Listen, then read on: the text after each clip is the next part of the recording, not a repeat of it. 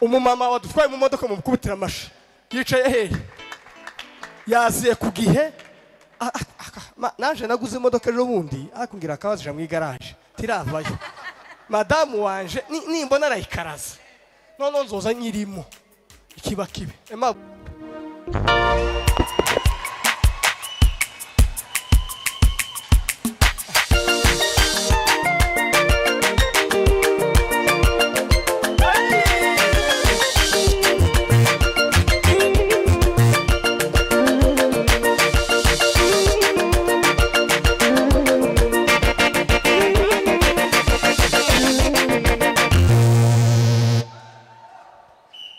Bwana sifiwe. Tago byoroshe. Stop. Twacaye gushimira abantu. Turi abagabo bubatse ingo, dufite ubwenge, dufite yakiri. Turashimira abagore ba Rubavu. Mu byukuri mwikubitira amashi. Perezida nuko yagiye n'abagore b'Kigali bazabakora neza. Ariko abagore ba Rubavu bafite agakeregeshwa, bafite akantu ko kwita ku bantu. Ico ni ikintu gikomeye. Abandi bagore uzubage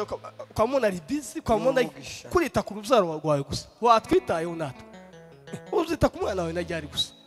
abashitsi baje rero mbivugiye hano sengiyo abantu bakwambaza ubaha agaciro turashimira pasiteri wacu pasiteri kurana ko ndatangiye kugira akarezo mugume mu ndere neza ni metodiste papa yarapfuye ntawe ukibaho mugomba kundera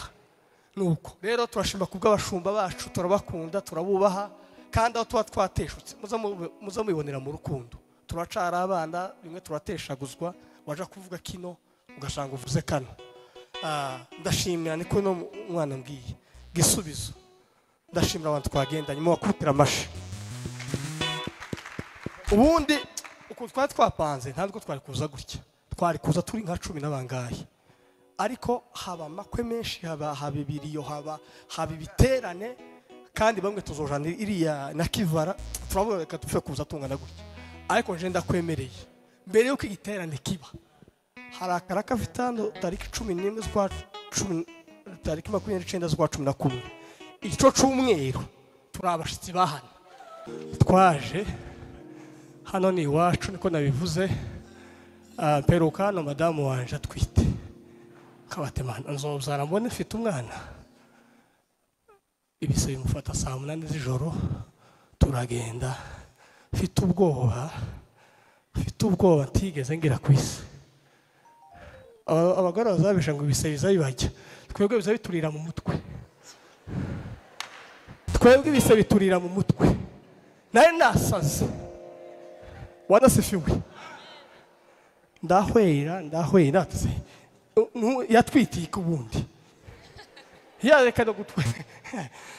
akubwoyo bwa gute ngira Imana madamu mu rukerera akompanya maravuka iyo ushatse tubyare tibazamenya bagukarasa uraho umugabo gute nta mwana uraho umusore gute warashatse ndashimana ko iryo pepo Yesu ari insimbukije muzamuri icubaro c'Imana uko ndashaka iterambere kimwe n'abandi nori ase iterambere riruta Yesu niriye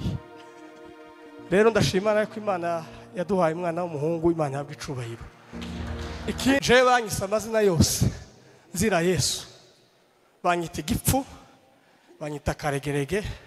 banyita imbwa banyita amazina yose mabimuzi ariko jewe kibaza ati ndi igipfu nyine kasanga sindi igipfu wana sisiwe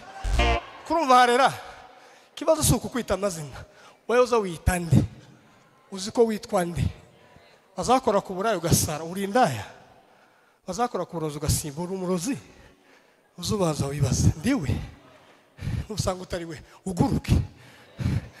wana sisiwe amen nta mazina utangise pastor urabizi uri Kigali natwarabaye kuko nje yo fashwe nikibisazi wese ni gutundi ufatwa ukanezerwa ukaga muri normal siko watubwiye abasinzi ni bamwe niko watubwiye rero kubangeza ahantu metodiste libre ikangira icizere ngatanga umugati mu myaka 30 imyaka 50 uzoba ngeze abantu gusa ko critique kandi bare umuntu gukritika wamupima ku munzani ukamubura wamupima gutya kantutse we nindi ukamubura uragatukwaga n'umugabo nanone Bwana sifiwe Amen. ariko twe turirata izina rya Yesu take twaje kuvuga biravyara amashimwe namwe mwaravyaye ariko twaje kuvuga Yesu kugira ngo ndatinda umunezero ufite no mu makorazi zopfa reka mbanze ndishoshora imota nka 10 nimara tuguruke ikiba kibi ndashimira abo twazanye ndashimira komite iyobowe na Fred na ndaga ngo muri komite ni inshuti yanje yanahenze umwana abatarahemba umwana muzana amapampa mugire vuba mukanda kanyenyeri ngurira umwana pampa buri yaguze pampa imana mumugisha ndashima kubwa Napoleon ndashima kubwangabire ndashimwa kubwa gisubizo uyu mwana nije umupfurundu hano namuvanye mu ikofi mujane iriya muri Kenya araririmba ubu gisubizo arasaza papa wowe nzogushingira sha tugira ikibazo mukubitira amashe Aimable ni inshuti yanje aho kirikawe Aimable abahari ni ibintu bizwe rero perezida duciye bugufi ku bwanyu we maso musenge nuko namwe bahetse kwizera mubivuge mu midugudu we igitondo kirarasheyo umusekura tambitse negusuza imitima umwamaza barengera